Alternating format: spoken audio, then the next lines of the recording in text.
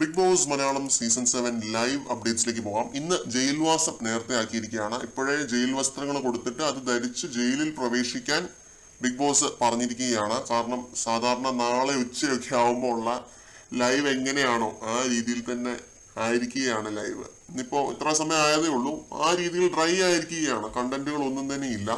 അടുത്ത ആഴ്ചത്തെ captaincy nominations നടക്കാനുണ്ടായിരുന്നു, പക്ഷെ അതിന്റെ കാര്യങ്ങളൊന്നും പരാമർശിച്ച് കേട്ടില്ല. മിക്കവാറും ലാലേട്ടൻ വന്നിട്ടായിരിക്കും അതൊക്കെ നടക്കാൻ പോകുന്നതെന്ന് തോന്നുന്നു.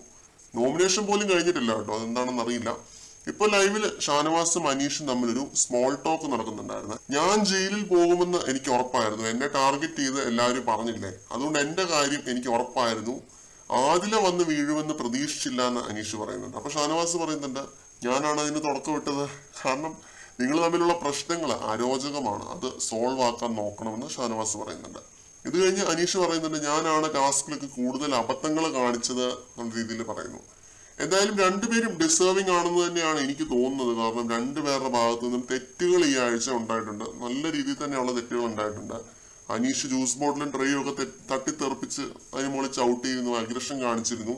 ആദിലയുടെ കാര്യം പറയാനാണെങ്കിൽ ഇതിന്റെയൊക്കെ ബാക്കി എന്ന പോലുള്ള അഗ്രഷൻ ആദിലയും കാണിച്ചിരുന്നു. പറഞ്ഞു തുടങ്ങി എല്ലാവരും നോമിനേറ്റ് ചെയ്ത് ഈ റീസൺസ് ഒക്കെ പറഞ്ഞിട്ടൊക്കെ തന്നെയാണ്. പിന്നെ ഇവർ രണ്ടുപേരും തമ്മിൽ ഇടിയും ഒക്കെ ഉണ്ടായെന്നുള്ള കാര്യങ്ങളൊക്കെ പറയുന്നുണ്ട്.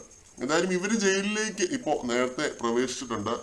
എന്താവും എന്നൊക്കെ കണ്ടറിയാം. കൂടുതൽ അപ്ഡേറ്റ്സുമായിട്ട് വീണ്ടും വരാം.